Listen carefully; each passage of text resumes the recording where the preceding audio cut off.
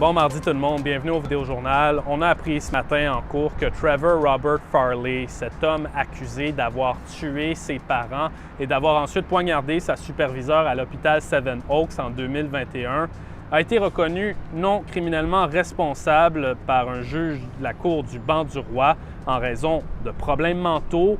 C'est ce que recommandaient hier les avocats de la défense, mais aussi de la couronne, qui ont consulté des experts en santé mentale récemment, qui en étaient venus à conclure que l'accusé souffrait de psychose au moment des événements, n'était donc pas en mesure de comprendre la portée de ses actions.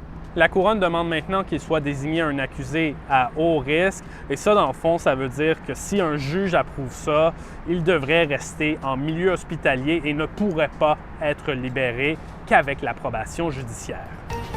Bon, pendant ce temps-là, ailleurs dans l'actualité, l'unité d'enquête indépendante du Manitoba a ouvert une enquête sur la mort d'un homme qui avait été arrêté par la police au coin Broadway et Sherbrooke dimanche soir.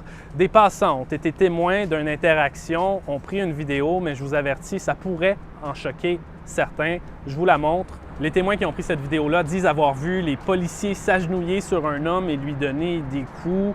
La police de Winnipeg ne confirme pas si l'homme sur la vidéo est bel et bien le détenu décédé. Mais selon les informations de l'unité d'enquête indépendante, la police de Winnipeg répondait à un appel pour comportement erratique dans la circulation. L'homme en question a eu des problèmes de respiration pendant son arrestation et l'a plus tard été déclaré mort à l'hôpital. Ce sera le rôle de l'enquête indépendante de nous aider à comprendre ce qui s'est passé. Et en terminant, les libéraux du Manitoba ont une nouvelle chef intérimaire. Il s'agit de Cindy Lamoureux, la députée de Tyndall Park, qui est en fait aussi la seule députée à avoir réussi à conserver son siège lors de l'élection le 3 octobre. Elle viendra donc remplacer Dougald Lamont, qui lui a perdu dans Saint-Boniface. Les libéraux devront élire un chef permanent d'ici avril 2025. Et voilà, c'est là-dessus qu'on se laisse pour aujourd'hui. Je vous souhaite une merveilleuse journée. On se revoit demain pour un autre Vidéojournal. Ciao!